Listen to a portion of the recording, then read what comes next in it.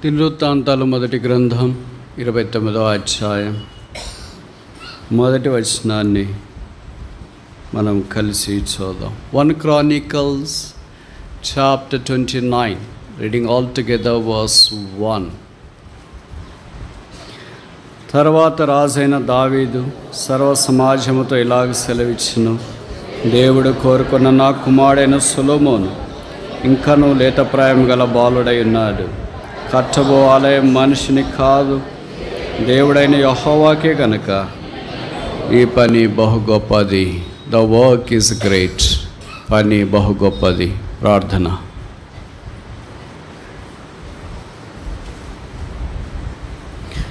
ప్రేమగల తండ్రి, యేసునాథుని నామమున కర్మేలు ప్రార్థనా మందిర ఆవరణంలో ఈ కొత్త సంవత్సరం మొదటి మాసం ఆఖరి ప్రభు దినాన తల వంచి మీ సింహాసనం ఎదుట నమస్కరించినట్లు మమ్మల్ని సజీవుల దేశంలో జీవప్రాప్తులుగా చేసిన దీవాధిపతి మిమ్మల్ని స్తుతించి ఘనపరుస్తున్నాము. సకల ఆశీర్వచన స్తోత్రములకు మించిన మీ నామమును మా కూడా వెల్లడి చేయుట కొరకే కాలము సంపూర్ణమైనప్పుడు దేవ మానవుడిగా ఈ భూమి మీదకి దిగి వచ్చి నా పాపములన్నింటినీ సిలువలో మోసుకొని భరించి రక్తము కార్చి చనిపోయి సమాధి చేయబడి తిరిగి లేచి పరలోక స్థలములో మహామహిమలో ఆసీనుడై ఉన్నందుకు స్తోత్రాలు. నా పక్షాన విజ్ఞాపన చేస్తున్న ప్రధాన యాజకుడు అయి ఉన్నందుకు తల వంచి నమస్కరిస్తున్నాను. నీ కృపనాయుడ నిత్యము నిలిచున్నట్లుగా చేసినందుకు స్తోత్రాలు. సంఘములో చేర్చి రాజులైన యాజక సమూహముగా చేసినారు. సంఘములో మీరు శిరస్సు అయినట్లు అవయముగా నన్ను కూడా మీరు చేర్చినందుకు స్తోత్రములు చెల్లిస్తున్నాను. బలము, ఐశ్వర్యము, ప్రభావము, వివేచన లాంటివి మీరు దానముగా దయచేసే దేవుడు అయినందుకు స్తోత్రములు. ప్రభావం గల మీ నామమును నా జీవితాంతము ఆరాధించిన అది ఎన్నటికీ తీరక అట్లుండవలసినదే. అందుకే మీ ప్రజలతో నేను కూడా ఏకీభవించి నా ఆరాధనల సింహాసనం మీద మిమ్మల్ని ఆశీర్వదించినట్లు నాకు ఇచ్చిన తరుణము కొరకే మీకు స్తోత్రాలు. మా దేశంలో ఇలాగ బహిరంగముగా ప్రభు దినాన్ని చేరి వచ్చి ఆరాధించే అవకాశం ఇచ్చినందుకు స్తోత్రాలు. మా దేశాన్ని, రాష్ట్రాన్ని మీరు కరుణించండి. ఈ సంవత్సరం వేసవి కాలంలో జనరల్ ఎలక్షన్స్ కొరకు వెళుతుండగా మీరే కృప చూపించి మీ చిత్తంలో ఉన్న పార్టీలు అధికారంలోనికి వచ్చినట్లు, తద్వారా మీ వాక్యం ప్రబలమై వ్యాపించబడినట్లు, మీ ప్రజలు సుఖముగాను సౌఖ్యముగాను జీవించినట్లు, రాష్ట్రం, దేశం నెమ్మదిగా ఉండనట్లు మీరు సహాయం చేయమని మేము ప్రార్థిస్తున్నాం. మీరు ఎవరిని కోరుకున్నారు, ఎవరిని ఎన్నుకున్నారు, ఎవరిని ఏర్పాటు చేసుకున్నారు, వారిని సింహాసనం మీద అధిష్ఠించవలసిందిగా మేము ప్రార్థన చేస్తున్నాం. ఈ కర్మేలు ప్రార్థనా మందిరాన్ని మీరు ఆధారం చేసుకుని ఇంతవరకు సమీప దూర ప్రాంతాల్లో జరిగించిన ఈ రాజ్య వ్యాప్తిని బట్టి, ప్రయాసను బట్టి, పరిచర్యను బట్టి స్తోత్రాలు. కర్మేలు ద్వారా కలువరి ప్రేమ, కలువరి త్యాగము, కలువరి మార్గము, కలువరి సందేశము, కలువరి పరిమళ వాసన వ్యాపించినట్లుగా మీరు వాడుకున్న ఈ సంఘమును కొరకై మీకు స్తోత్రాలు. ఈ 3 దినాలు కూడా ప్రత్యేక కూడికలు కలిగి ఉండినట్లు మీరు సహాయం చేసినందుకు మీకు స్తోత్రాలు. దాదాపు 300 మంది తీర్మానం చేసుకోవటానికి మీరు అనుకూలపరిచినారు. వారి తీర్మానంలో నిల్చుండినట్లు మీరు సహాయం ఇచ్చేయండి. కొంతమంది ఆన్లైన్లో కూడా జాయిన్ అయ్యారు, కొంతమంది వర్తమానాలు వింటూ ఉన్నారు. దేవా, ఎవరు ఎక్కడున్నా సరే ఆధ్యాత్మికముగా రక్షణ లేనివారు రక్షణ పొందినట్లు, రక్షణ పొందిన వారు పురికొల్పు ప్రోత్సాహంలోనికి వచ్చి ఈ కొత్త సంవత్సరం నీ కొరకు జీవించినట్లుగా మీరు సహాయం చేయమని మేము ప్రార్థన చేస్తున్నాం. స్థానిక సేవకులు మీ దాసు జోసెఫ్ బెంజమిన్ గారి కుటుంబాన్ని బట్టి వందనములు. ఇంతవరకు కాపాడి భద్రపరిచినారు. బలహీనతలు మీరు కృప అనుగ్రహించి పునరుత్థాన శక్తిని దయచేసి దేవా, మీ సంకల్పము చొప్పున తన తరం వారికి సేవ చేయనట్లుగా ఇంకా అధికమైన సామర్థ్యము కలిగించము, అధికమైన ధర్మోపదేశపు వెలుగు అనుగ్రహించము, అధికముగా దేవా ఇంకా రాజ్య వ్యాప్తి కొరకై ప్రయాసపడినట్లు కృప అనుగ్రహించము. ఇచ్చిన జత పని వారిని బట్టి స్తోత్రాలు. స్థానిక సంఘము, చుట్టుపక్కల సంఘాలు, పనిచేసే పరిచారకులు, స్త్రీలు, పురుషులు, పిల్లలు, పెద్దలు, సంఘ పెద్దలందరిని బట్టి మిమ్మల్ని స్తుతిస్తున్నా. ఏకముగా మీ నామను గొప్ప చేస్తూ, మీ సిలువను ఊరేగిస్తూ, మీ సిలువ ధ్వజాన్ని ఎత్తి పట్టుకుంటూ శిలువ పతాకాన్ని లోకానికి తెలియచేస్తూ విశ్వాస వీరులుగా ముందుకు సాగిపోనట్లు కృప అనుగ్రహించమని మేము ప్రార్థన చేస్తున్నాం. వచ్చిన మీ ప్రజలందరిని బట్టి స్తోత్రాలు. సండే క్లాస్ పరిచయను కూడా మీరు జ్ఞాపకం చేసుకుని ఆశీర్వదించండి. కర్మేల ద్వారా జరుగుతున్న ప్రతి పరీక్షను జ్ఞాపకం ఉంచుకుని ఇది నా న్యాయస్థలాలకు కూడా పంపబడిన వారిని మీరు బలపరిచి మీ మాటలుంచి వాడుకోమని ప్రార్థన చేస్తున్నా. రక్షణ లేని వారు కరుణించండి తండ్రి. ఈ మందిరానికి వచ్చి మీ మాటలు విని కూడా రక్షణ లేకుండా తమ హృదయాన్ని కఠినం చేసుకుని వెళ్ళే వారి యొక్క విషాదకరమైన పరిస్థితిని వారికి ఒప్పింపచేసి మిమ్మల్ని అంగీకరించినట్లు సహాయం చేయండి. ఎవరు బలహీనులై ఎవరు దేవా మరి ఆత్మీయంగా వెనుకంజి వేస్తూ నిరాశ నిస్పృహల్లో కొట్టిమిట్టాడుతున్నారో వారిని ధైర్యపరిచి ఆదరించి కన్నీరు తుడిచి గాయాలు కట్టి సమకూర్చండి. చదువుకునే వారి కృపద ఇచ్చింది. ఉద్యోగాల కొరకు కనిపెడుతున్న వారిని జ్ఞాపకం ఉంచుకొని ట్రాన్స్ఫర్స్ కొరకు ఎదురు చూస్తున్న వారు పడకల్లో ఉండి ఏమి చేయలేక అచేతనంగా నీ వైపు కనిపెడుతున్న వారిని మీరు ఆదరించి వాక్కు పంపించి ధైర్యపరిచి సహాయం చేయమని మేము ప్రార్థిస్తున్నాం. పొందిన దెబ్బల చేత యెషయా 53:5 ప్రకారం స్వస్థత మీరు అనుగ్రహించండి.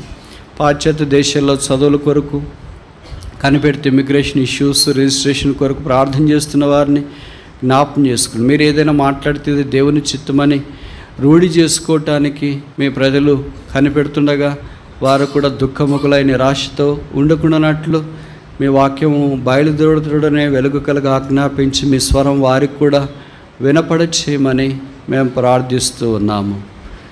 ఎవరు పెళ్ళిళ్ళయి ఇంకా మరి పిల్లల కొరకు ఎదురు చూస్తున్నారు అలాంటి వారిని కూడా మీరు కరుణించి గర్భఫలాన్ని దయచేయమని ప్రార్థన చేస్తున్నాం. ఎవరు నీ కొరకై రాకడ కొరకు ఎదురు చూస్తూ ప్రయాసపడుతున్నారో వారి ప్రయాసని ఇంకా వృద్ధి పొందించండి తండ్రి. అల్పుడైన నేను చేరి వచ్చిన మీ పరిశుద్ధులలో అల్పులైన వారి పాదాలు కడగటానికి కూడా యోగ్యత లేని నాకు మీరు అనుగ్రహించిన మీ ప్రజలతో సహవాసం కొరకు స్తోత్రాలు. మానవ హద్దుబాట్లతో ఈ 3 దినాలు ఎన్నో పరిమితులతో పోరాటాలతో సంఘర్షణతో చేయబడి పరిచర్య నిత్యత్వం కొరకు ముద్రించండి. కొంతమంది నన్ను మీరు ఆయుధపరిచి దైవరాజ్యములో ముఖాముఖిగా మీ ప్రసన్నతను చూస్తూ మీ కొరకు జీవించున్నట్లుగా సహాయం చేయవలసిందిగా మేము ప్రార్థన చేస్తున్నాం. మాకు కాదు యెహోవా మాకు కాదు, నీ కృపా సత్యను బట్టి మీ నామమునకే మహిమ తెచ్చుకును. మీ ప్రజల ప్రార్థన భూమి మీద నిలువబడి మీ ప్రజలకు ప్రీతికరమైన పరిచర్య జరిగించినట్లు మీ శిలువ శక్తి అనుగ్రహించి మీ రక్తం చేత కడిగి పరిశుద్ధపరిచి అవసరమైన మాటలు నోట ఉంచి వాడుకొనండి. మా సమయాన్ని దీవించి పెట్టండి. మీ విందుశాలలో మేము ప్రవేశించుండగా యోగ్యముగా బలలో పాలు పొందినట్లు మీరు కృప చూపించమని ప్రార్థన చేస్తున్నాం. యేసు నామమున స్తుతించి ప్రార్థిస్తున్నాము తండ్రి, ఆమేన్.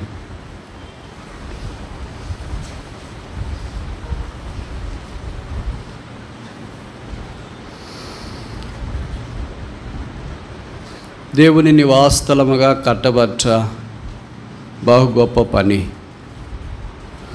ఆ పని కొరకై పాత నిబంధనలో ఒక రమ్యమైన దృశ్యమే దావీదు సొలొమోనును ఇశ్రాయేలును సిద్ధపరచుట.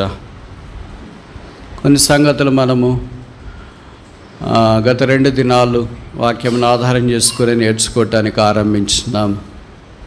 ఈ ఉదయకాలం కూడా praises for the great work, గొప్ప పని కొరకైన స్తుతులు స్తోత్రములు అనే మాటను ఆధారం చేసుకుని 5 విషయాలు మనం చూసినాం. మొదటిది ద గ్రేస్ ఆఫ్ గాడ్, దేవుని కృప నిరంతరం ఉండేది. రెండవది ద గవర్నమెంట్ ఆఫ్ గాడ్, ఆయన రాజ్యము తరతరములు ఉండేది. ఆ రాజ్యంలో మనల్ని భాగస్థులు చేసినాడు.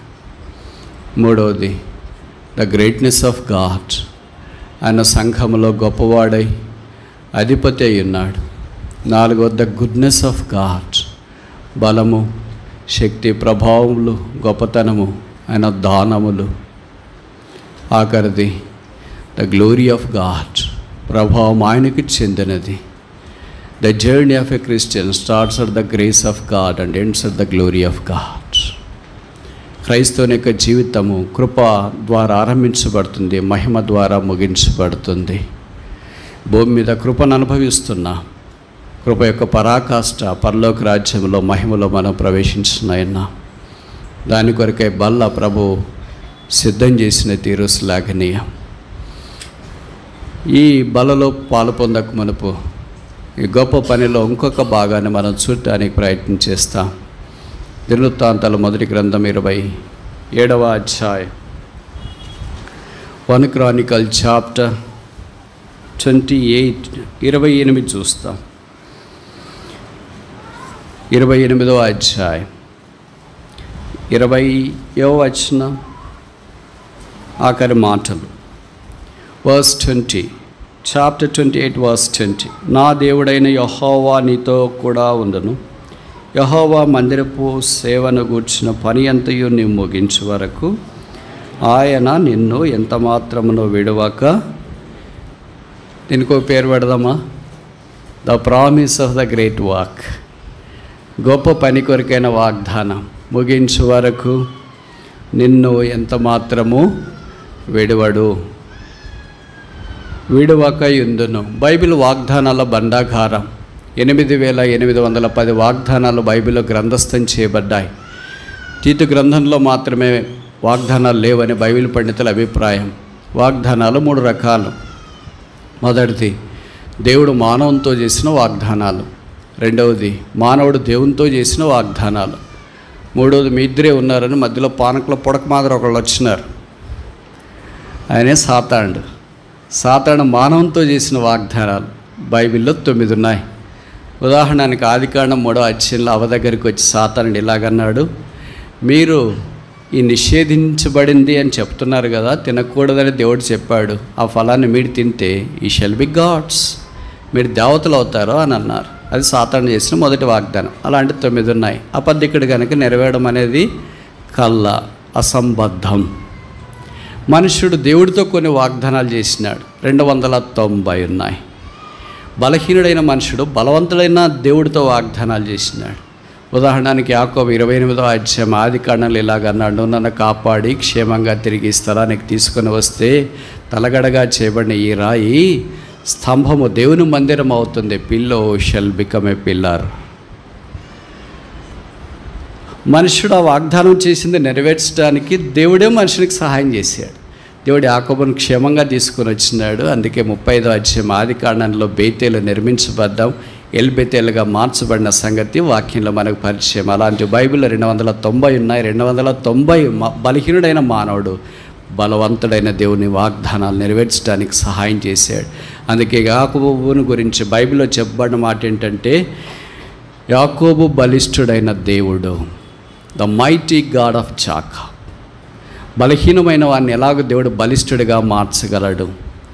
అదే వాగ్దానాల యొక్క శక్తి. ఈ పని బహు గొప్పది, దానికి వాగ్దానాలు ఉండాలి కదా. వాగ్దానం లేకుండా సాధారణంగా మనం ముందుకు పోతే నిరుత్సాహ పరిస్థితులు, కృంగదలు వచ్చినప్పుడు వెనకం చేసే అవకాశం ఉంది కదా. అందుకే దేవుని వాగ్దానం మనం ముందుకెళ్ళటానికి ధీరోదాత్తమైన అంశం అన్న సంగతి క్రైస్తవ లోకానికి సుపరిచితం. అలాంటి వాగ్దానాల్లో ఒకటిది, నేను నిన్ను ఏమాత్రమును విడువను, ముగించు వరకు, మధ్యలో కాదు, ఆరంభంలో కాదు. క్రైస్తవుని యొక్క శుభప్రదమైన లక్షణం ఏంటంటే దేవుడు ఆరంభిస్తాడు, దేవుడు ముగిస్తాడు. ఆ దేవునితో కలిసి మనము కొనసాగడం మాత్రమే. ఆరంభించేవాడు ఆయన, కర్త, కర్మ, క్రియ. ఆ వాగ్దానాల యొక్క పరంపరలో మనము ఉండాలనే దేవుని యొక్క అభిలాష. ఈ మాట బైబిల్ ఎన్నిసార్లు రాయబడింది తెలుసా? పాత నిబంధనలు ఎన్నిసార్లు రాయబడింది, కొత్త నిబంధనలు ఎన్నిసార్లు రాయబడింది, మొదటి ఎన్నిసార్లు రాయబడింది. మీరు అనుమతిస్తే బలలో పాలు పొందక మునుపు ఆ విషయాలు పరిగేరుకోవటానికి మనం ప్రయత్నం చేస్తాం. నాకు తెలిసి ఈ మాట బైబిల్లో 5 సార్లు రాశారు, పాత నిబంధనలో 4 సార్లు రాశారు, కొత్త నిబంధనలో ఒకే ఒకసారి రాశారు. ఈ 5 సార్లు రిపీటెడ్గా అదే పదం రాయట్లో ఉన్న ఔన్నత్యం ఏంటి? అదే ఈ సందేశం యొక్క సారాంశం. ఒక్కొక్క సందర్భంలో, ఒక్కొక్క విధానంలో దేవుడి వాగ్దానాన్ని వాడిన తీరు, పదప్రయోగం, మనుషుల మధ్యలో దేవుడు నెరవేర్చిన విధానం శ్లాఘనీయమైన సంగతి. మొదటి వాగ్దానం మనకు ఆదికాండం 28వ అధ్యాయం యాకోబు విషయంలో కనిపిస్తుంది. జెనసిస్ చాప్టర్ 28, ఆదికాండం 28వ అధ్యాయం. ఆదికాండం 28వ అధ్యాయం 15వ వచనం అనుకుంటా. Genesis chapter 28 verse 15. మొదటిసారి మాట రాయబడిన స్థలం ఇది. ఇదిగో నేను నీకు తోడయుండి నీ వెళ్ళు ప్రతి స్థలమందు నిన్ను కాపాడుచు ఈ దేశమునకు నిన్ను మరలా రప్పించదును.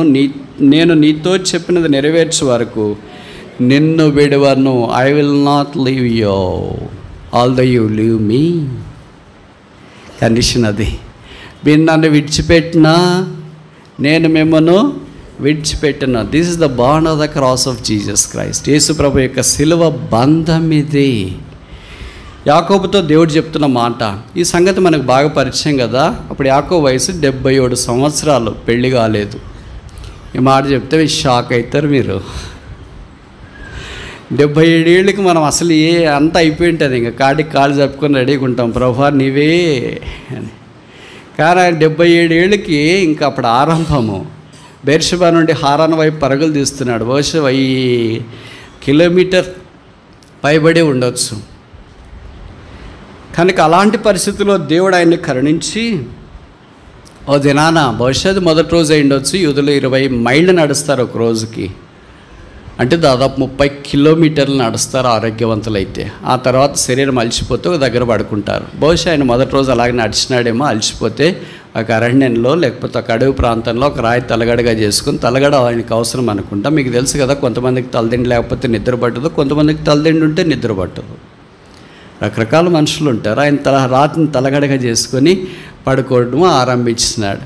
ఎంత బాగా పడుకున్నాడంటే చాలా డీప్గా పడుకున్నాడు. అంత నిద్ర ఎలాగొచ్చిందో నాకు అర్థం కాదు. మామూలుగా 50 ఏళ్ళు దాటిన తర్వాత మీకు తెలుసు కదా, నిద్రపోవటానికి ఆపుసోపాలు పడుతూ ఉంటాం.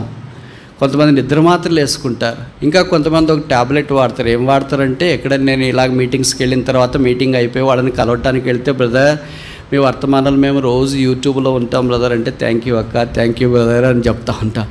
మీకు ఎలాగ టైం ఉంది బ్రదర్, ఇంత బాధ్యతలు ఉన్నాయి, ఇన్ని ఉద్యోగాలు చేస్తారు, పిల్లలు, సంసారం, పరిశ్రమలో. ఏం లేదు బ్రదర్, రాత్రిపూట పడక మీద పడుకున్నప్పుడు నిద్ర పట్టదు కదా, యూట్యూబ్లో మీ వాక్యం ఆన్ చేసుకుంటే నిద్ర ఎప్పుడో వచ్చింటుంది కదా. సో నా మెసేజెస్ కూడా స్లీపింగ్ పిల్స్గా పనిచేస్తున్నాయి. ప్రభుకు స్తోత్రాలు. నిద్రన్న అలాగన్నా ఉండి.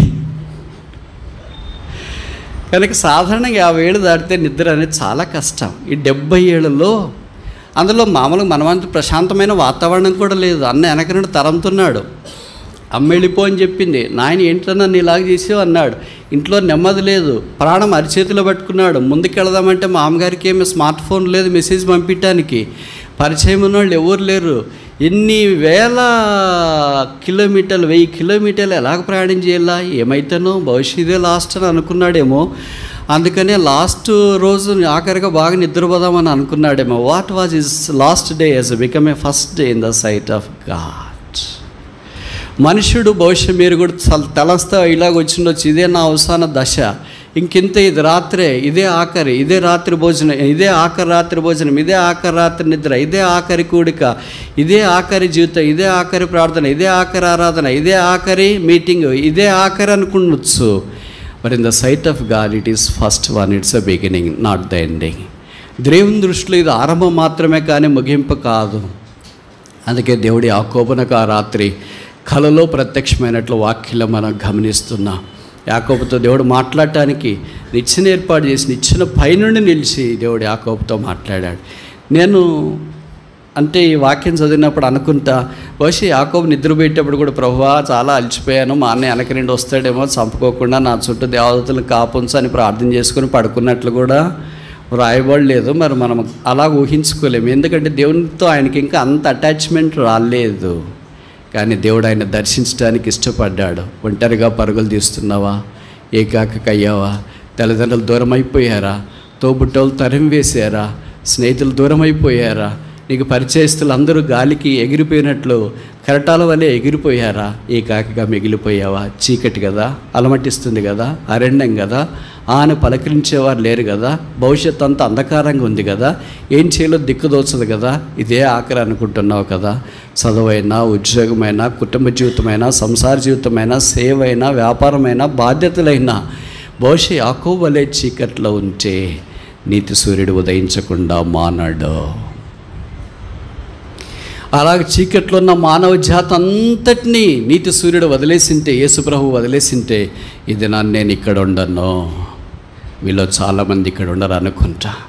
అనేకసార్లు మనం ప్రార్థన చేయకపోయినా ఆయాసపడి విసిగిపోయి ఇంకేం దేవుళ్ళు ఏం ప్రార్థన చేయాలి, ఏం మందిరంకి వెళ్ళాలి, ఏం బైబిల్ చదవాలా, ఇన్ని రోజులు చదివిన దానికి ఏం ఫలితం ఉంది, సేవ చేసిన దానికి ఏం ఫలితం ఉంది, దేవుని కొరకు జీవించిన దానికి ఏం ఫలితం ఉంది, ఓడిపోయిన నాకంటే ఇరుగు పొరుగు చాలా బాగున్నారు, వాళ్ళు అంత మందిరానికి రారు, బైబిల్ చదవరు, ప్రార్థన చేయరు, క్రమంగా దేవుని గురించి సువార్త ప్రకటించరు, వాళ్ళే బాగున్నారు, నాకు ఇది ఎందుకు చేయాలలే, నేనెందుకు ఇలాగ దైవికమైన మార్గాల్లో వెళ్ళాలి అని సోలిపోయి డసిపోయిన పడుకున్నా నీతో పాటు వచ్చేవాడే యేసుక్రీస్తు ప్రభువు. ఆయన ఖచ్చితంగా చెప్తున్నాడు, నేను నిన్ను విడవను. నీ భర్త విడిచినా, నీ భార్య విడిచినా, నీ తోబుట్టువులు విడిచినా, నీ కన్న పిల్లలు విడిచినా, 9 నెలలు కడుపులో మోసి బయటికి తీసుకొని వచ్చి నాభీసూత్రము కత్తిరించిన నీ పిల్లలు నిన్ను విడిచినా, సిలువలో నీ కొరకై వ్యసనాక్రాంతుడిగా వ్యాధిని అనుభవించిన వాడిగా వేలాడదీయబడిన యేసు విడివాడు. ఇది యాత్ర, ఇది ఆరంభం మాత్రమే. యాకోబు నిన్ను అన్ని విడిచిపెట్టినారా, ఇంకా నా జీవితం అంత ఇలాగైపోయింది. మీరు ఊహించుకోగలరా? సమస్త మనుషులని చేరదీసి వదిలేస్తే ఒకే ఒకడు బేతేలైన స్థలంలో రాత్రి పడుకొని ఉంటే, do you believe that this single man who was left by all the people and become an insignificant person will become a nation? ఏకాకిగా ఒక అరణ్యములో రాత్రిపూట బేతెల్లో నిద్రపోతూ తలగడగా చేసుకున్న రాయిని ఆధారం చేసుకున్న ఒక మనుషుడు ఒక రాజ్యం అవుతాడని మీరు ఊహిస్తారా? For a man it is double impossible, for a God it is double impossible. అదే ఇప్పుడు ఇశ్రాయేల్ దేశం మనకు తెలుసు. ఆ దినాన దేవుడు యాకోబుని విడిచిపెట్టింటే ఈ దినాన దేశం కొని కోల్పోయిండేదేమో. అలాగే మన జీవితాలు కూడా యాకోబు కంటే గొప్పవారమేం కాదు, కానీ యాకోబు దేవుడు ఎవరికి ఆశ్రయము దుర్గమై ఉన్నాడు. ఎవడు యాకోబు దేవుని మీద ఆనుకొననో మనసు పెట్టుకొననో వాడు ధన్యుడని బైబిల్లో రాయబడింది. ఎందుకంటే ఆయన విడవను ఎడబాయని దేవుడు. ఈ మధ్యాహ్నం బలలో పాలు పొందక మునుపు ఎన్నిసార్లు ఆయన విడిచిపోయామో.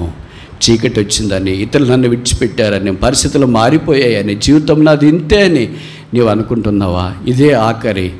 ఈ కొత్త మాసంలోనికి వచ్చినాం, చివరి ప్రభుదినంలోనికి వచ్చినాం. ఇంకే కాదు, ఆఖరి కాదు, ఇది అంతం కాదు, ఇది ఆరంభం మాత్రమే.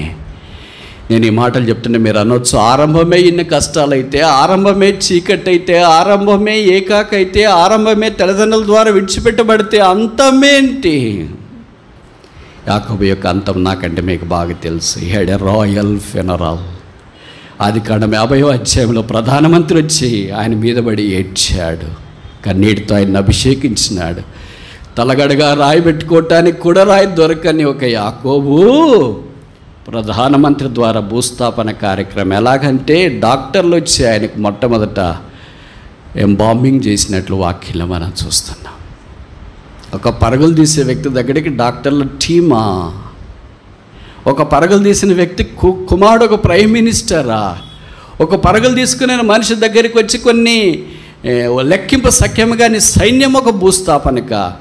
ఆదికాండం 28వ అధ్యాయమే భూస్థాపన అనుకున్నాడు ఆయన. కాదు, 50వ అధ్యాయము. There is a long way to travel.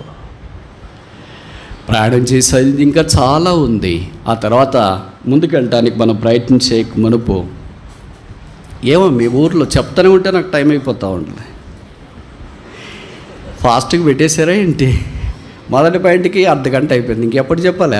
5 పాయింట్లు. నేను టీచరు ట్రై చేస్తున్నాను, నా అలాంటి టీచరే మేనేజ్ చేయలేకపోతే టైం ఇంకా సామాన్యమైన వాళ్ళు ఎలాగ మేనేజ్ చేస్తారని. అఫ్కోర్స్ జోసెఫ్ బెంజమిన్ గారు మేనేజ్ చేసి ఎడ్ చేస్తాడో అని నాకు తెలియదు. 40 నిమిషాలు 39 నిమిషాలకే చెప్పేస్తాడు. గిఫ్ట్ ఆఫ్ గాడ్, దేవుని కృప. సరే, ఇప్పుడు మన భాగానికి వస్తే యాకోబు 70 ఏళ్ళప్పుడు అలాగే వెళ్ళాడా? సరే, దేవుడు ఆయనతో మాట్లాడాడు. మామగారి దగ్గరికి వెళ్ళాడు. 20 ఏళ్ళు అక్కడ పనిచేసినాడు. అప్పుడు 97 ఏళ్ళ వయసు. అప్పుడు పిల్లలు అంతా family all settled in 20 long years. ఇప్పుడు 97 ఏళ్ళ తర్వాత దేవుడి దగ్గరికి తిరిగి వచ్చినాడు. ఆదికాండం 32వ అధ్యాయం. దేవుడు ఆయన దర్శించినాడు. ఎబ్బోకు రేవు దగ్గర బైబిల్లో రాయబడిన జాకబ్ వాజ్ లెఫ్ట్ అలోన్. వెళ్ళేటప్పుడు ఒంటరిగా వెళ్ళాడు, వచ్చేటప్పుడు కూడా ఒంటరిగానే విడిచిపెట్టబడ్డాడు. ఈ వాజ్ నాట్ అలోన్ బట్ ఈ వాజ్ లెఫ్ట్ అలోన్. ఈ మాట మీరు గుర్తుపెట్టుకోవాలి. ఈ వాజ్ నాట్ అలోన్ అంటే ఒక్కడిగా ఉన్నాడని కాదు అర్థం. ఈ వాజ్ లెఫ్ట్ అలోన్ అంటే others have departed from him. ఆయన ఇద్దరు నుండి తన దగ్గర ఉన్న వాళ్ళు ఆయనే పంపించి వేసినాడు. ఇప్పుడు ఆయన ఒక్కడే ఉన్నాడు. రాత్రి దేవునితో పెనుగులాడాడు. 28వ అధ్యాయంలో ప్రత్యక్షమైన దేవుడు 32వ అధ్యాయంలో ఆయనకు ప్రత్యక్షమయ్యాడు. అప్పుడు ఆయన వయసు 97 సంవత్సరాలు. నాకు తెలిసి ఆయన 147 సంవత్సరాలకు ప్రభు పరమపదించినాడు అన్న సంగతి తెలుసు. అంటే ఖచ్చితంగా స్థూలంగా చెప్పాలంటే దేవుడితో ఆయన నడక 50 సంవత్సరాలు. ఒక వ్యక్తి దేవుడితో 50 సంవత్సరాలు నడిస్తే ఇంత గంభీరమైన బైబిల్లో అంత సుస్థిరమైన స్థానం సంపాదించుకొని భూమి మీద ఒక రాజ్యాన్ని ఏర్పాటు చేస్తే మనం రక్షణ పొంది 10 ఏళ్ళు 20 ఏళ్ళు 30 ఏళ్ళు 40 ఏళ్ళు 50 ఏళ్ళు కూడా అయిపోయిన వాళ్ళు కొంతమంది ఉన్నాం కదా. మరి ఏంటి అలకలేదు బెలుకులేదు? యాకోబు చనిపోయిండొచ్చు, యాకోబు దేవుడు చనిపోలేదుగా. యాకోబు అంత బలాఢ్యులు కాకపోవచ్చు, కానీ యాకోబు దేవుడు బలాఢ్యుడేగా. యాకోబు అంత డెడికేషన్ మనకు లేకపోవచ్చు, కానీ యాకోబు దేవుడు వాస్తవుడేగా. నాకు చాలాసార్లు ఇదే బాధ వేస్తుంటుంది. రాత్రి నిద్రపోకుండా ఆలోచిస్తున్నప్పుడు, ప్రభు ఒక మనిషి 50 ఏళ్ళలో ఎన్ని అధ్యాయులు ఆయన కొరకు రాయబడ్డాయి, పాత నిబంధనలు కొత్త నిబంధనలు. ఇప్పుడు ఏ మందిరానికి వెళ్ళినా ఖచ్చితంగా ఒక మనిషి ఉంటాడు యాకోబు అనే పేరు. ఖచ్చితంగా ఒకటి. ప్రపంచంలో కోట్ల మంది ఉంటారు. One man walked with God for 50 years and became multiplied person. ఇది సాధ్యమా? సాధ్యమని బైబిల్ చెప్తుంది. మరి మన జీవితంలో సాధ్యం కావట్లేదేంటి? 50 ఏళ్ళు ఇంత నడిస్తే ఇంత ప్రభావితం చూపిస్తే మనం సగం వేసుకుందాం. 25 ఏళ్ళు నడిచినాం అనుకో, దీంట్లో సగమని ఉండాలి కదా, సగం వద్దులే, పావని ఉండాలి కదా, పావు వద్దులే, 1% అని ఉండాలి కదా, 1% వద్దులే, పాయింట్ పీపీటీ అన్న ఉండాలి కదా, పీపీటీ కూడా వద్దులే, పీపీఎం అన్న ఉండాలి కదా. ఏది లేకుండా ఎలాగుంటున్నాం ఇంత నిశ్చేష్టలముగా? Is God dead? యాకోబు దేవుడు చనిపోయాడా? యాకోబును మాత్రమే వాడుకొని వదిలేసాడా? No, is alive today. ఇంకా ఇది నాన్న సజీవుడై ఉన్నాడు. ఆయన అన్నాడు కదా, lo I was dead but yet I'm alive. నేను మృతుడినైతేనే కానీ యుగాయుగములు సజీవుడినై ఉన్నాను. అదే ప్రభు యొక్క బలం మనకు జ్ఞాపకం చేస్తుంది. ఈ మధ్యాహ్నం ఇంకా ఎవరైనా యేసుని ఎరగకుండా ఉంటే, యాకోబు దేవుని ఎరగకుండా ఉంటే, ఆ యేసుక్రీస్తు ప్రభుని మేము మీకు ప్రకటిస్తున్నాము, పరిచయం చేస్తున్నాము. ఆ యేసు యొక్క జీవితం మనిషి జీవితాన్ని మార్చివేస్తుంది. ఆయన టచ్, యాకోబును 28వ అధ్యాయం ఆదికాండంలో ఆయన టచ్ చేసినాడు, 32వ అధ్యాయంలో ఆయన టచ్ చేసినాడు. ఆయన అనేకులకు ఆశీర్వాదముగా మార్చబడ్డాడు. రాజులు ఆయన గర్భములో నుండి వచ్చారు. This is a astronomical blessing. We can never measure this blessing. ఈ ఆశీర్వాదము అసలు కొలవటానికి ఏ సాధనాలు లేవు. మన సంగతి ఏంటి మరి? అదే నేను భౌతికమైన ఆశీర్వాదాల గురించి మాట్లాడట్లేదు, ఆత్మీయమైన ఆశీర్వాదాల గురించి మాట్లాడుతాను. ఇంకా రక్షణ పొందకపోతే, బహుశా అలాగే ఉంటే ఈ మధ్యాహ్నం ప్రభువైన యేసునందు విశ్వాసం ఉంచుము, రక్షణ పొందాం, పాపక్షమాపణ మారు మనసు పొందాం. బహుశా నువ్వు దైవ సేవకుల పిల్లోళ్ళే ఉండొచ్చు, సంఘ పెద్దల పిల్లోళ్ళే ఉండొచ్చు, సండే క్లాస్ టీచర్స్ పిల్లలే ఉండొచ్చు. ఇలాంటి వాళ్ళు చాలామంది దినాల్లో రక్షణ పొందుకుండా ఉన్నారు. ఎందుకంటే వాళ్ళు చెప్పే కారణాలు మాకు తెలిసే వాళ్ళ సంగతులంతా, సేవకుడి సంగతి తెలుసు, ఎల్డర్స్ సంగతి తెలుసు, బోధకుల సంగతి తెలుసు, టీచర్ల సంగతి తెలుసు, అందరి సంగతి తెలుసు. నీకేం లాభం? నీ సంగతి తెలుసుకో. Know yourself first. There is no meaning in knowing the lifes of others if you do not know the life of yourself. నీ జీవితాన్ని నువ్వు ఎరగకుండా మిగతా ప్రపంచం యొక్క ప్రజలందరి జీవితాలు నీకు తెలిస్తే నీకేం లాభం లేదు. You have information but no illumination. What fun you have if only you have information of all the people but no illumination of the Holy Spirit. మందిరంలోని విశ్వాసులందరి యొక్క ఇన్ఫర్మేషన్ నీ అరిచేతిలో పెట్టుకుంటే నీకేం ఉపయోగము? పరిశుద్ధాత్మ దేవుని యొక్క ఇల్లుమినేషన్, ప్రకాశం హృదయంలో లేకుండా ఉంటే ఇవన్నీ ఓ దినాన్ని మాడపడుకున్నప్పుడు అక్కడికి రాదు. నరులారా రండి అని ప్రభు యొద్ద నుండి పిలుపు వచ్చినప్పుడు, ఈ లోకాన్ని విడిచిపెట్టి వెళ్ళేటప్పుడు ప్రభు ఇన్ఫర్మేషన్తో వస్తున్నా. No need, stay back there, leave all the information, come all alone, stand before me. ఒక్కడివే వచ్చి ఇక్కడ నిలబడు. కొంతమంది అంటారు నాకు దేవుని గురించి ఇంకా బాగా తెలియదు, అంత పూర్తి తెలుసుకున్న తర్వాత నేను దేవుని నమ్ముకుంటా. ఓ మనిషి, అసలు నీకు అర్థమవుతుందా దేవుడు అంటే? నువ్వు ఏదో బీటెక్ అది ఇది చదివేసినంత మాత్రం నువ్వు ఇంత చదివినట్లు ఫీల్ అయిపోతున్నావేంటి? దేవుని గురించి నువ్వు అంత తెలుసుకుంటావా? అసలు నిన్ను గురించి నీకేం తెలియదు. నువ్వు పైనుండి కిందాకి ఎంత ఎత్తున్నావో తెలుసా? ఎంతలా ఉన్నావో తెలుసా? ఎన్ని కణాలు ఉన్నాయో తెలుసా? ఎన్ని ఎముకలు ఉన్నాయో తెలుసా? ఎలాగ నీ శరీరం మెటబాలిక్ యాక్టివిటీ పనిచేస్తుందో తెలుసా? నీలో ఏమీ తెలియకుండానే, నిన్ను నువ్వే తెలియకుండానే ఇలాగ బతుకుతున్నావేంటి? ఉదాహరణకి డాక్టర్లు అనుకోండి, 7 ఏళ్ళు వాళ్ళు చదువుతారండి. పీజీకి వచ్చేటప్పటికి ఇంకా సూపర్ స్పెషాలిటీ ఇంకో 2 years, మొత్తం 9 ఏళ్ళు 10 ఏళ్ళు చదువుతారు. మనకు బాగలేదని పోతే ఏం చేస్తారు? ఈ 5 అడుగుల మనిషిని అన్ని స్కాన్లు అన్నీ చేసిన తర్వాత చివరికి వారు తేల్చేదేంటి? ఎవరైనా డాక్టర్లు ఉంటే ఏమనుకోవద్దండి, మీరంటే నాకు వల్లమాలిన అభిమానం. నా మీద ఒక నెగిటివ్ కామెంట్ ఏంటంటే, మీరు మనుషుని చాలా చిన్నగా చిత్రీకరిస్తారు బ్రదర్ అంటారు. ఇది నేను కాదు చిత్రీకరించేది. దేవుని గురించి చెప్పినప్పుడు మనిషి ఆటోమేటిక్గా చిన్నగా అయిపోతాడు. ఇప్పుడు ఇక్కడ గీటి గీసినాను, ఇది పెట్టినా ఇది చిన్నగా కనిపిస్తుంది, ఎందుకంటే అది పైన ఉంది కనుక. ఎవళ్ళు ఏం తిని చిన్నది చేయలేదు, దీనికంటే పెద్దది పైన వచ్చింది. అలాగే మనం ఇంతే ఉన్నాము. దేవుని గురించి పెద్దగా వచ్చేటప్పుడు మనం ఏం కనిపిస్తాం? ఆటోమేటిక్ వీ బికెమ్ ఆ మాలిక్యూల్స్ అండ్ ఆటమ్స్. మనం అణువులు పరమాణువులుగా కనిపిస్తున్నాం. అందుకే ఒక మనిషిని గురించి తెలుసుకోవటానికి 10 ఏళ్ళు చదివితే ఇంకా సిటీ స్కాన్లు, ఆ స్కాన్లు, ఈ స్కాన్లు అన్నీ పెట్టిన తర్వాత చివరికి తెలియ పదార్థం ఏంటంటే ఏమి లేవు, అన్నీ నార్మల్గా ఉన్నాయి, మీకు స్ట్రెస్ ఎక్కువైపోయింది, బాగా రెస్ట్ తీసుకోండి, వైటమిన్స్ వాడండి, తిని పడుకోండి, అంతా మీరు సెట్ అయిపోతారు. మీకు ఏమైనా బాధలు ఉన్నాయా? తెలుసు కదండి. ఒక డాక్టర్ 10 ఏళ్ళు చదివితేనే నువ్వు ఎక్కడున్నావు ఏం కథ నేను తెలుసుకోలేకపోతుంటే, నువ్వు 4 ఏళ్ళు బీటెక్ చదివి 2 ఏళ్ళు పీజీ చేసి నువ్వు తెలుసుకోవట్లేదే. మహాకాశాల పట్టజాలని దేవుడు భూమిని ఆకాశాన్ని సింహాసనం చేసుకొని భూమిని పాదపీఠంగా చేసుకొని సమస్తమును మహత్తుగల మాడి చేత నిర్వహిస్తున్న దేవుడు 6000 సంవత్సరాల మానవ జగత్తులో సకల సృష్టిని తన చేతిలో ఉంచుకొని నిర్వర్తిస్తున్న దేవుని గురించి జానడ మనుషుడు, 5 అడుగుల మనుషుడు, ఇంత పిడికడంత మైండ్ కలిగిన వాడు గుర్తించుకోవడం, తెలుసుకోవడం, గ్రహించడం, ఎరగడం సాధ్యమంటావా? మరి నేను దేవుని గురించి తెలుసుకోకపోతే దేవుని గురించి ఎలాగ నమ్మాలండి? అరాకొర ఆయన గురించిన సంగతులు మనకు తెలియపరచబడ్డాయి. మనం ఆయన గురించి విన్నది చాలా మెల్లని, మధురమైన, మృదువైన స్వరం, అది ఆయన సిలువ. క్రైస్తవ్యం అంటే it's not to explain but to experience. Christianity is not to explain but to experience. క్రైస్తవ్యం అంటే వివరించేది కాదు, అనుభవించేది.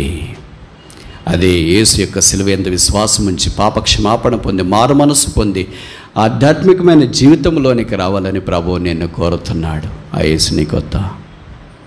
ఆ రక్షకుడు వద్దా? ఇంకెంతకాలం వాయిదా వేస్తావు? ఎంతకాలం మనుషులు చూస్తూనే ఉంటావు? ఎంతకాలం వాళ్ళు బాగలేరు, వీళ్ళు బాగలేరు, ఇటు బాగలేరు, అటు బాగలేరు, ఎంతకాలం ఇలాగుంటా? How long you will be like this? ఓ దినాన్ని మాడప్పు పిల్లిపి వచ్చిందనుకో, ఇప్పటిదాకా బాగా నిటారుగున్నవాడు, డ్రెస్ వేసుకున్నావు, పర్ఫ్యూమ్ కొట్టుకున్నావు, తర్వాత ఏంటి తల వెంట్రుకలుగా రంగు పూసుకున్నావు, పైనుండి కింద దాకా రంగే రంగు, పిలుపు వచ్చింది. ఒక్కసారి నిలబడ్డ మనిషిని అడ్డంగా పడుకోబెడతారు. అప్పటిదాకా పేరు పెట్టి పిలిచినారు, బ్రదర్ బ్రదర్, సిస్టర్ సిస్టర్ అన్నారు. ఇప్పుడు పేరు మారిపోతుంది, బ్రదర్ బాడీ ఎక్కడ పెట్టారండి? బ్రదర్ ఏమయ్యాడు? బాడీ అయినారు. సిస్టర్ ఏమైంది? బాడీ అయిపోయింది. ఇప్పుడు మరి బ్రదర్ అంటే బ్రదర్ ఎక్కడున్నాడండి అనొచ్చుగా, అనవేంటి మరి? సిస్టర్ ఎక్కడున్నారండి అనొచ్చుగా, అనవేంటి మరి? పేరు మార్చేసావు. ఇప్పుడు నీ రూపమంతా మారిపోయింది, రంగు మారిపోయింది. నాసికారంధ్రంలోనికి కాటన్ దూది పెడుతున్నారు, చెవుల్లోకి దూది పెడుతున్నారు, 2 బొట్టన వేళక తాడుతో కట్టేస్తున్నారు, 2 కాళ్ళు బొట్టన వేళ తాడుతో కట్టేస్తున్నారు. నువ్వు ఇంక కదలటానికి లేదు, నువ్వు ఈ పెట్టెకు మాత్రమే పరిమితము. నిన్న 4 మోసుకొని పోతూ ఉన్నారు, అక్కడికి వెళుతున్నావు. ఇంట్లో పడుకుంటే భార్య వచ్చి భర్త వచ్చి లేయండి ఆఫీస్కి టైం అవుతుంది. సమాధిలో పడుకుంటే ఎవరు లేపుతున్నారు? డాడీ లెయ్యి అని కొడుకు వస్తున్నాడా? డాడీ లెయ్యి అని కూతురు వస్తుందా? నిన్ను బలవంత పెట్టి లేపటానికి ఎవరైనా ఉన్నారా? 6 గంటలు కాదు నువ్వు పడుకునేది, తర్వాత లేచేది. అలాగే పడుకుంటావు. ఓ మానవుడా, దేవుని ఎదుట నీవు నిరుత్తరుడు అయి ఉన్నావు. దేవుని యొక్క సార్వభౌమ అధికారాన్ని తృఢీకరించడానికి ధైర్యం చేసి ఆయన మునుకోలకు ఎదురు తనతో మారు మనసు, రక్షణ, పాపక్షమాపణ పొందకుండా కఠినంగా నీ జీవితాన్ని మార్చుకుంటే ముగింపు విషాదం అని తెలియచేయటానికి విచారిస్తున్నాం. ప్రభువైన యేసునందు విశ్వాసం ఉంచుమాప నీవును నీ ఇంటి వారిను రక్షణ పొందుతారు. యాకోబు వలె అద్వితీయమైన ఆశీర్వాదంలోనికి మనం తీసుకురావడానికి అవకాశం ఉంటుంది. దీనికి మనం ఒక పేరు పెడదామా? The promise of the pilgrimage. యాత్రికునికి యొక్క వాగ్దానం. యాకోబు యాత్రికుడు, దేవుడు ఆ వాగ్దానాన్ని నెరవేర్చినాడు. అంత ఇంత గొప్ప సామ్రాజ్యాధిపతి అయి గోత్రాల కర్తై యాకోబులో నుండి లోకరక్షకుడని యేసుక్రీస్తు ప్రభు వారి భూమి మీదకి దిగిరావటానికి ఆధారమయ్యాడు. What blessing is greater than the blessing of bringing forth the Savior into this war? ఈ లోకానికి రక్షకుని భూమి మీద తీసుకొని వచ్చే అంత ఆశీర్వాదం కంటే ఇంక అధికమైన ఆశీర్వాదం ఏం కావాలా? రెండోది చూస్తామా?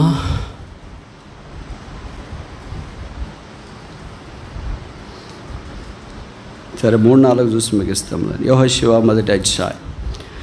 జాషువా చాప్టర్ 1. యెహోషువ మొదటి అధ్యాయము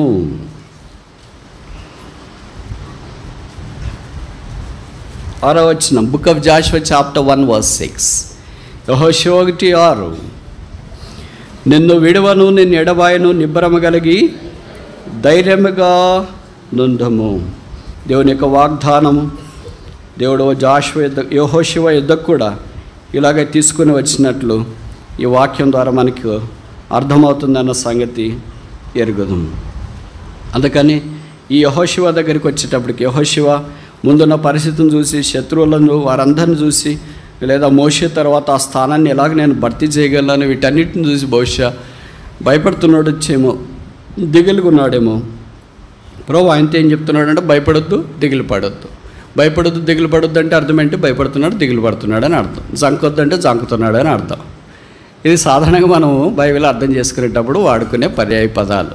అంటే ఇది టెలిఫోనిక్ కాన్వర్జేషన్ మాదిరి. ఇక్కడ మీరు ఫోన్ మాట్లాడుతుంటారు, అవతల ఎవరు మాట్లాడుతుంటారు నాకు తెలియదు, కానీ మీరు ఇచ్చే జవాబులను బట్టి నేను కొంత గెస్ చేస్తాను. బాగున్నా అని అన్నారు అనుకో, అవతల వాళ్ళు ఏం అడిగింటారు? బాగున్నావా. తిన్నా అన్నారు అనుకో, అవతల వాళ్ళు ఏం అడిగింటారు? తిన్నావా అని అడిగి.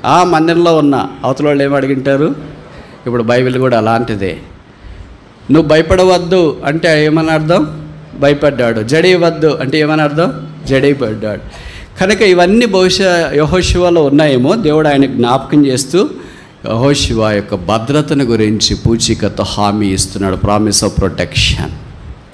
ప్రభు మన జీవితాల్లో కూడా ఇలాంటి భద్రత ఇవ్వాలని కోరుతున్నాడు. యెహోషువ అసమానమైన క్రైస్తవ విశ్వాస వీరుడు. ఆయన విశ్వాసం గొప్పది. సూర్యుని నాపాడు. 6000 సంవత్సరాల మానవ చరిత్రలో సూర్యుని చంద్రుని నాపిన ఏకైక క్రైస్తవ విశ్వాస వీరుడు ఒక్కడు. ఒక్కొక్కరి జీవితాలు చూసినప్పుడు అనిపిస్తుంది, ప్రభువా ఈ బైబిల్ అసలు నాకు ఎక్కడన్నా ఉందా? కనీసము అనంత దూరంలోనైనా ఉన్నానా ఈ బైబిల్కి? మనం చూస్తే ఎక్కడ పడిపోయి పాడైపోయి భ్రష్టు పట్టిపోయి ఏం లేకుండా ఆదివారం వచ్చి ఆరాధన చేసి బలలో పాల్పొంది, ఏదో కానికి ఇచ్చేసి భోజనం ఆఫీస్లో పాల్పొంది, రిక్షా ఎక్కి, ఆటో ఎక్కి, షేర్ ఆటో ఎక్కి, బండి ఎక్కి ఇంటికి పోతున్నాం. ఆ తర్వాత అంతే. ఏమయ్యాడు యాకోబు దేవుడు? ఏమయ్యాడు యెహోషువ దేవుడు? ఏమయ్యాడు సొలొమోను దేవుడు? ఏమయ్యాడు దావీదు దేవుడు? పుస్తకంలో ఉన్నాడా? జీవితంలో లేడా? ఆయన పుస్తకంలో ఉండి జీవితంలో లేకపోతే I don't want this God any longer for me. ఆయన బైబిల్లోనే మాత్రమే దాగి ఉండి నా జీవితంలో కార్యస్థితి కలిగించకపోతే ఈ దేవుడితో నాకేం పనుంది? ఇది కూడా ఒక కథల పుస్తకమే కదా. ఇది కూడా ఒక సామాన్యమైన గొప్ప వ్యక్తుల ద్వారా దేవుడు జరిగించిన కార్యమే కదా. ఆ దేవుడు నాలో కూడా మనలో కూడా కొంతైనా మన విశ్వాసం కొలిది కార్యసిద్ధి కలిగి జరిగించినప్పుడు ఆ దేవుని గురించిన అవగాహనలోనికి మనం రావటానికి అవకాశం ఉంది. యెహోషువ దేవుడు అలాగో బలపరిచి వాడుకుంటూ వచ్చినాడు. బలమైన సాధనమయ్యాడు. ఆయన పేట ఒక పుస్తకం ఉంది. ఆయన పేరు కూడా ప్రపంచంలో మారుమోగుతుంది. ప్రతి మందిరంలో ఒక యెహోషువ మినిమం చెప్తున్నా నేను, మ్యాక్స్ కాదు. ఎంత చిన్న మందిరంలో నేను ఒక మందిరంలో ఒకళ్ళు అంటే విజయవాడలో 1000 ఉన్నాయి అనుకో, 1000 మంది ఉంటారు. 1000 అంటే మనమే 1000 కాదు, ఇంక మిగతా వాళ్ళు అందరూ ఉన్నారు కదా. అలాగూ ప్రపంచమంతా ఎన్ని కోట్ల మంది ఉన్నారు. దేవుని ఆశీర్వాదం వారి మీదకి కుండపోత వలె కురిసిపోయింది. శ్రమలో, బాధలో, వేదనలో, అవమానాల్లో ప్రభు కొరకు నిలబడడానికి ఇష్టపడ్డాడు. అనేక సందర్భాల్లో మనకు శ్రమలు వచ్చినప్పుడు భయపడిపోతాం, బెంబేలెత్తిపోతాం. అన్నీ నాకే వచ్చేయంటి, మిగతా వాళ్ళు బాగున్నారే, నేనే ఈ శ్రమలు భరించలేకపోతున్నాను, ఇవన్నీ నా మీదకి ఏక తాటి మీద దాడి చేస్తున్నాయి ఏంటి, ఏక రాశిగా నా మీదకి వచ్చి నిలబడిపోయాయి ఏంటి అని మనం అనుకున్నాం. శ్రమలు మన జీవితాన్ని ఆధ్యాత్మిక వలయంలోనికి తీసుకుని వెళ్ళాలని దేవుని యొక్క ఉద్దేశం. చూడండి, ఒక చిన్న ప్రయోగం మనం చేయడానికి ప్రయత్నం చేస్తే, ఒక స్టీల్ గ్లాసో లేకపోతే గాజు గ్లాస్ తీసుకొని నీళ్ళు పోసాం, వేడి నీళ్ళు పోసాం అనుకోండి. ఒకటి దాంట్లో 30 దాకా పోసాం. మొదటి గ్లాసులో పొటాటో అంటే బంగాళాదుంప మీ భాషలో చెప్పాలంటే, 2వ గ్లాసులో కోడిగుడ్డు ఎగ్, 3వ గ్లాసులో కాఫీ గింజలు. ఈ 3 పోసినాం. వేడి నీళ్ళు యొక్క టెంపరేచర్ ఉష్ణోగ్రత సమానంగా ఉంది, 100 degrees ఉందనుకోండి. మూడిట్లో అంతే సమానంగా ఉంది, కానీ మెటీరియల్ మాత్రం వేరే. గ్లాసు ఒకటే, మీడియా ఒకటే, టెంపరేచరు ఒకటే, material is different, content is different. ఇప్పుడు 3 పదార్థాలు 3 రకాలుగా స్పందిస్తాయి వేడి నీటికి. మొదటిది బంగాళాదుంప. కొద్దిసేపు అయిపోయిన తర్వాత మనం తీస్తే ఎలాగుంటుంది? మెత్తగా ఉంటుంది, పూరీ కర్రీకి హైలైట్గా ఉంటుంది. రెండవది తీస్తే ఎగ్. అదంతా షెల్లో నుండి ఏమంటారు, గులకనా,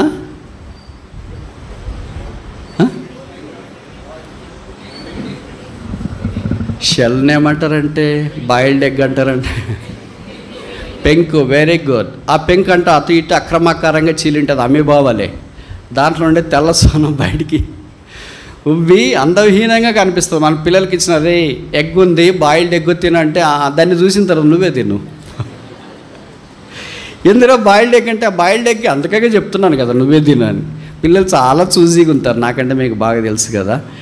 అందుకే అది అక్రమాకారంగా ఉంటుంది. అలా కాకుండా మామూలు బాయిల్డ్ ఎగ్ అయితే పిల్లలు తినడానికి ఎవరు తినడానికైనా రెడీగా ఉంటుంది. మూడోది కాఫీ గింజల దగ్గరికి వస్తే ఆ గింజలన్నీ నీళ్ళల్లో బాగా మరిగిపోయి మంచి కాఫీ ప్రియులకు ఆకట్టుకునేటట్లు నోరు ఊరేటట్టు వాసన వస్తుంది. విశ్వాసులు 3 రకాలు ఉంటారు శ్రమలకు. మొదటి రకం ఏంటంటే శ్రమలు వస్తే బంగాళాదుంప వల్ల మెత్తగా అయిపోతుంది. బ్రదర్ అక్క అయిపోయింది బ్రదర్, గట్టిగానే చెప్పండి ఆ మాట. ప్రార్థన చేస్తూనే ఉన్నాం అక్క, చెప్పొచ్చు కదా. ఇంకేం బ్రదర్ అంతా అయిపోయింది, ప్రార్థన ప్రభు పిలిస్తే అప్పుడే వాడు బంగాళాదుంప మాదిరి పూర్తిగా మెత్తగా అయిపోతారు. ఇంకా అంతా అయిపోయింది. శ్రమలో ఉంటే మనం బయటికి రాలేమని. సింహబోన్లో నుండి దానియాలు బయటికి రాలేదా? వచ్చాడా? రాలేదా? చెరసాల్లో నుండి యోసేపు బయటికి రాలేదా? సంఖ్యలలో నుండి పేతురు బయటికి రాలేదా? బైబిల్లో కథలు కదా ఇవి, మన జీవితంలో కాదు కదా.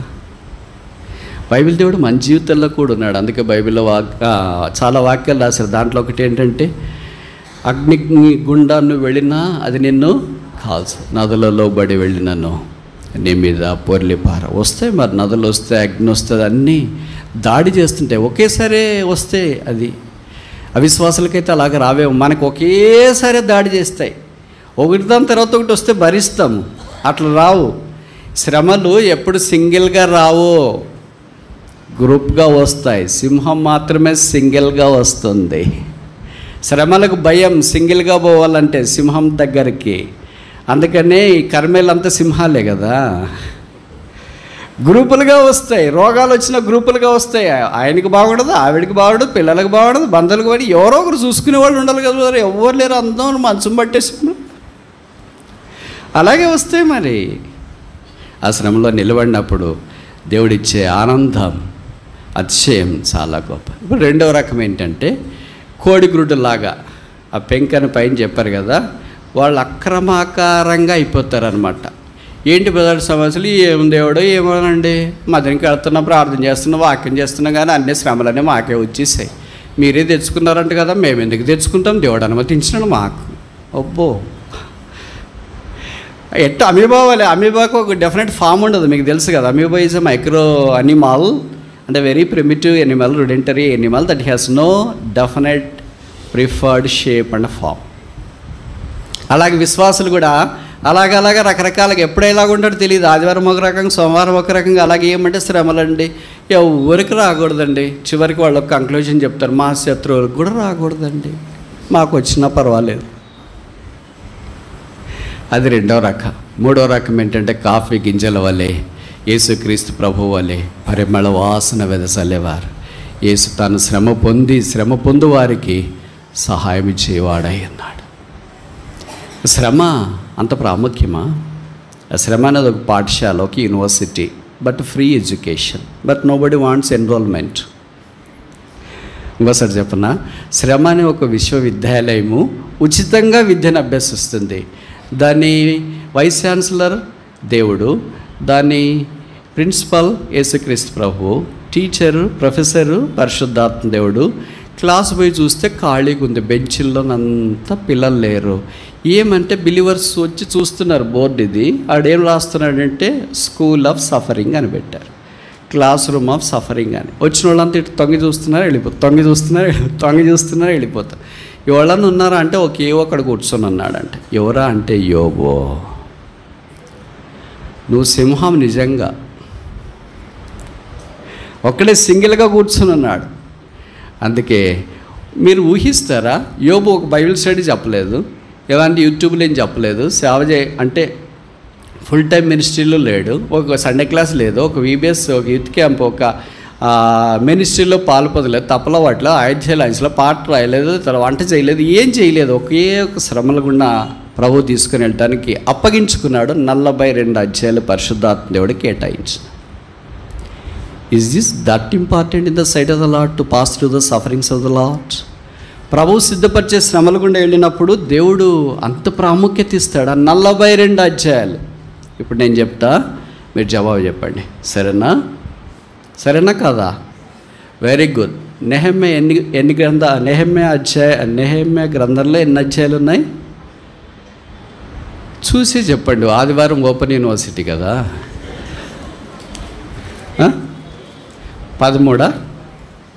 నెహెమ్యా కప్ బీరర్ అనగా సూషోను కోటలో పాత్ర అందించేవాడు రాజుకు. అంటే ఇది దాదాపు పిఎంఓ ఆఫీస్లో పనిచేసేంత సమానం. పిఎంఓ ఆఫీస్లో బయట సెంట్రీగా ఉన్నవాళ్ళు కూడా చాలా పవర్ఫుల్. ఎందుకు పవర్ఫుల్ అంటే వాళ్ళు చెప్పేది అలాగ చెప్పిన వెంటనే ఏమనుకుంటామంటే చాలా పవర్ఫుల్ కదా అనుకుంటాం. ఆ పిఎంఓనే రోజు చూసే వ్యక్తి అనుకోండి, రోజు ఆయన దగ్గరికి వెళ్ళి మాట్లాడేవాడు, ఇంకెంత పవర్ఫుల్. మరి నెహెమ్యా అలాగే రోజు రాజు దగ్గర కనిపిస్తాడు. కనీసం రోజుకు 3 సార్లు. మన ఇండియన్ కల్చర్ మాదిరి వేసుకుంటే ఉదయం, మధ్యాహ్నము, సాయంకాలం మాదిరి రోజుకు 3 సార్లు పిఎంని కలుస్తుంటే లేదా రాష్ట్రపతిని కలుస్తుంటే, రాజుని కలుస్తుంటే ఆయన ఎంత పవర్ఫుల్ అయిండాలి. అంత పవర్ఫుల్ వ్యక్తి 52 రోజుల్లో గోడలు కడితే 13 అధ్యాయాలు పరిశుద్ధాత్మ దేవుడు కేటాయించినాడు. పక్కనకి వస్తా. ఎవరు? ఎస్తేరు రాణి గారు. రాణి దేవుని ప్రజలైన వారిని, మిలియన్ల కొద్ది ప్రజలను కాపాడింది. రాజు దగ్గరికి వెళ్ళి నిలబడింది, ప్రభువు కార్యమును నెరవేర్చడానికి శ్రద్ధ చూపింది. ఆమెకి ఎన్ని అధ్యాయాలు కేటాయించాడు పరిశుద్ధాత్మ దేవుడు? 10 అధ్యాయాలు కేటాయించినాడు. తర్వాత 3వ వ్యక్తి దగ్గరికి వస్తాం. దానియేలు. ఆయన ప్రధానమంత్రి, 4 రాజుల పీరియడ్లో ఉన్నాడు. దాదాపు 80 సంవత్సరాలు ప్రభువును సేవించినాడు. ఆయనకి ఎన్ని అధ్యాయాలు కేటాయించినాడు? 12. ఇప్పుడు 3 కలపండి. క్యాలిక్యులేటర్ కావాలా? అంటే Nehemiah plus Esther plus Daniel is less than Job. ఇది ఈక్వేషన్ 1. అర్థమవుతుంది నేను చెప్పే మాటలు.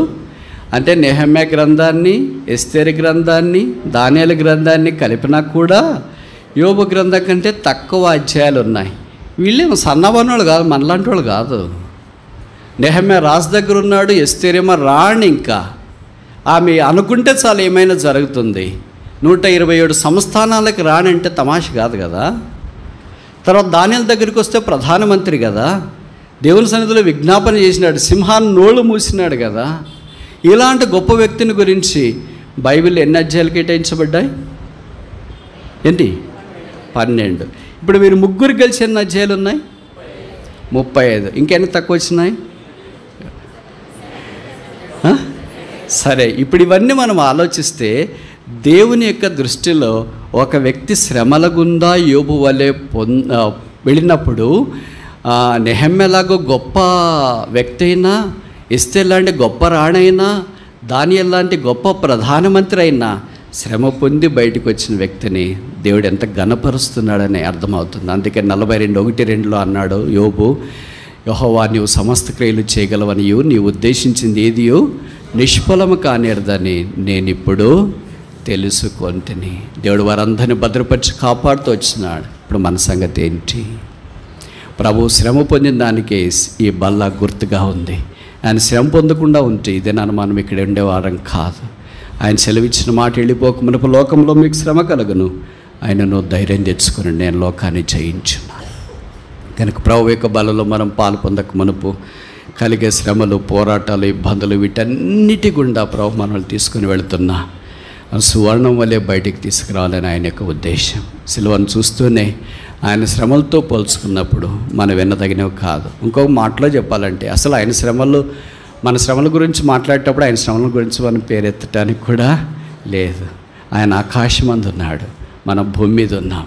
ఆయన సిలువలో ఉన్నాడు, మన భూమి మీద ఉన్నాం.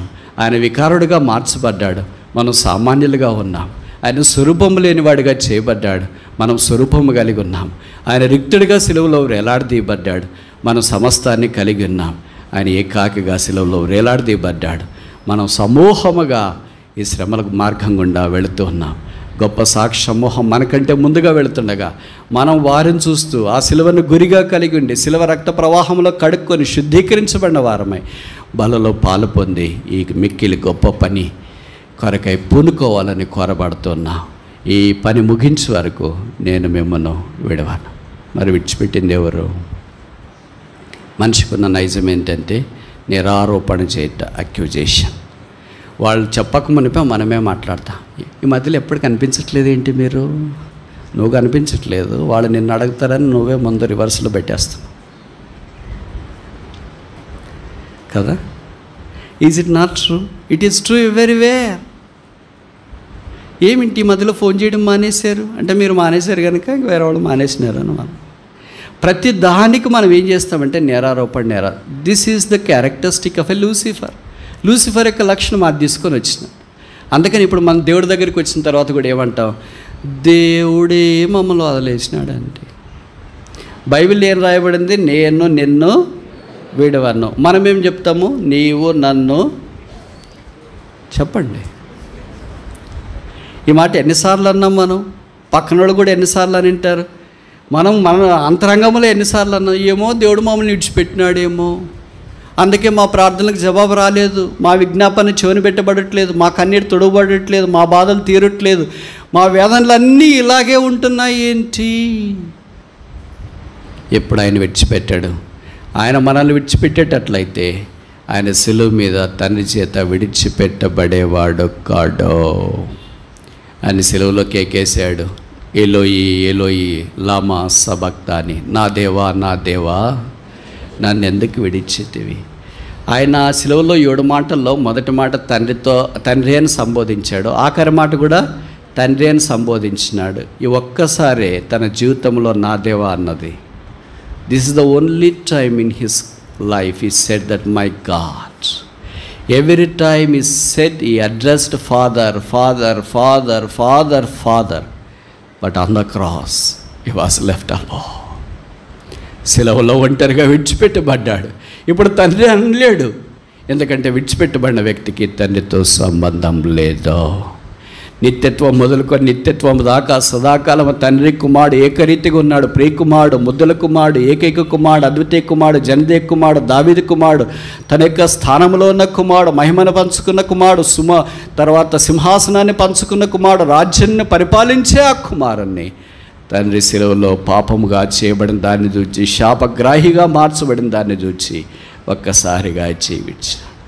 కుమారుడు తన యొక్క శరీరం మీద ఉన్న పాపాన్ని చూసుకోలేదు, తన మోసుకున్న అపరాధాలు చూడలేదు, తన మీద ఉన్న లోకం యొక్క బాధ, వేదన, అవమానం, నింద, ఉమ్మి, రక్త ప్రవాహం ఇవన్నీ చూడలేదు. కానీ తండ్రి చేయవచ్చింది భరించలేకపోయాడు. రోమీలరా ఎందుకు నా మీద ఉమ్మి వేశారని లేదు, ఎందుకు నన్ను సిలువ కొడతారని అనలేదు, ఎందుకు నన్ను కోడాలతో కొడుతున్నారని అనలేదు. కోడాలతో కొట్టిన బాధ కంటే, ముఖం మీద ఉమ్మి వేయబడిన దానికంటే, తల మీద ముళ్ళ కిరీటం కంటే, చేతుల్లో మేకలతో కలిగిన బాధ కంటే, ప్రక్కలో బల్లెంతో పొడిచినప్పుడు కలిగిన బాధ కంటే, కాళ్ళ మీద మేకలు కొట్టినప్పుడు కలిగిన బాధ కంటే, తండ్రి ద్వారా పాపముగా యేసు సిలువలో చేయబడినప్పుడు కలిగిన బాధ నిత్యత్వంలో ఒక్కసారి. అందుకని ఆ బాధలో ఆయన కేక వేశాడు, నా దేవా నా దేవా నన్ను ఎందుకు చేయవచ్చింది. జవాబేమో తెలుసా? నిన్నెందుకు చేయవిచ్చినానంటే విడువబడి సమాజం యొక్క చేయి పట్టుకుంట కొరకై చేయి విడిచినాను కనుక ఆయన చేయి పట్టుకొని నడిపిస్తూ వచ్చినాను. ఆయన విడిచిపెడితే ఇది నాను మనం ఇక్కడ ఉండము. గాలి పటాకాల గాలికి ఎగిరిపోయినట్లు ఎగిరిపోయి ఉంటాము, పుష్పం రాలిపోయినట్లు రాలిపోయి ఉంటాము, నీటి బుడుగు పగిలిపోయినట్లు పగిలిపోయి ఉంటాము, నీరు ఆవిరైనట్లు ఇది నాన్న ఆవిరై ఉంటాము. దేవుడు తన అనాదికాల సంకల్పాన్ని బట్టి మనం ఆయన లెక్కలేనన్ని సార్లు విడిచిపెట్టినా ఆయన ఒక్కసారి కూడా విడిచిపెట్టలేదు. లెక్కలేనన్ని సార్లు ఆయన గాయాన్ని మనం రేపినా ఆయన ఒక్కసారి కూడా ఇష్టపూర్వకంగా మనఃపూర్వకంగా బాధ పెట్టలేదు. లెక్కలేనన్ని సార్లు ఆయనకు అవమానం తెచ్చినా ఆయన ఒక్కసారి కూడా మన జీవితంలో అవమానానికి అప్పగించలేదు. లెక్కలేనన్ని సార్లు ఆయన మీద మనం ఆయాసపడినా ఒక్కసారి కూడా ఆయన మన మీద ఆయాసపడలేదు. లెక్కలేనన్ని సార్లు ఆయనకు మనం వీపు చూపించినా ఒక్కసారి కూడా ఆయన మనకు వీపు చూపించలేదు. లెక్కలేనన్ని సార్లు మనం మౌనంగా ఉన్నా ఆయన ఒక్కసారి కూడా మన విషయంలో మౌనంగా లేడు.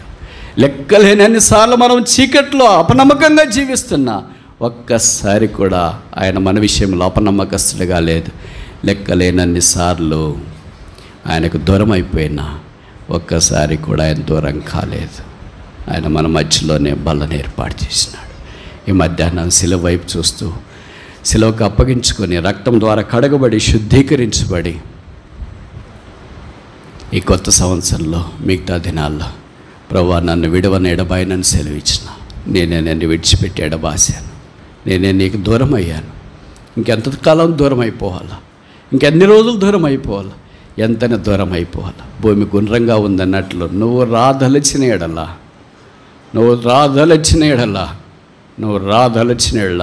నా దగ్గర రావాలను. తప్పైన కుమారుడు దూర దేశానికి వెళ్ళినా ఆ దేశస్తుల్లో ఒకరి చెంత చేరినా పందులు మేపే పని ఉన్నా, పందులు తినే పొట్టుతో ఉన్నా రాదలిస్తే స్నేహితుల దగ్గరికి పోలేడు, అన్న దగ్గరికి పోలేడు, ఆ దూరదేశస్తులు ఇంకొక దగ్గరికి వెళ్ళలేడు, తన దగ్గరికే రావాలి. ఈ మధ్యాహ్నం మనం కూడా ఆ శిలువలో వేలాడిన యేసు వైపు చూస్తే ఆయన దగ్గరికి వస్తాం. ప్రభువా నన్ను కూడా పట్టుకో, నా అపరాధాలు క్షమించు, నా జీవితాన్ని కడిగి శుద్ధీకరించు. లెక్కలేనన్ని సార్లు ఓడిపోయాను, లెక్కలేనన్ని సార్లు తప్పిపోయాను, లెక్కలేనన్ని సార్లు అపనమ్మకస్తుడిగా జీవించినాను, లెక్కలేనన్ని సార్లు నీకు దూరం అయిపోయాను, లెక్కించలేనయ్యా. అందుకే కీర్తనకాడను, నా దోషములు నా తల వెంట్రుకలకు మించి ఉన్నవి. కీర్తనకాడ దోషాలే అన్నైతే మన దోషాలకు అంతుందంటారా? అయితే ప్రభుకు స్తోత్రాలు. యేసు రక్తం ప్రతి పాపం నుండి మనల్ని కడిగి పవిత్రులుగా చేస్తుంది. ఆ బలలో యోగ్యంగా పాలు పొంది గొప్ప పని కొరకై పూనుకున్నట్లు ప్రభు మనకు సహాయం చేయను గాక.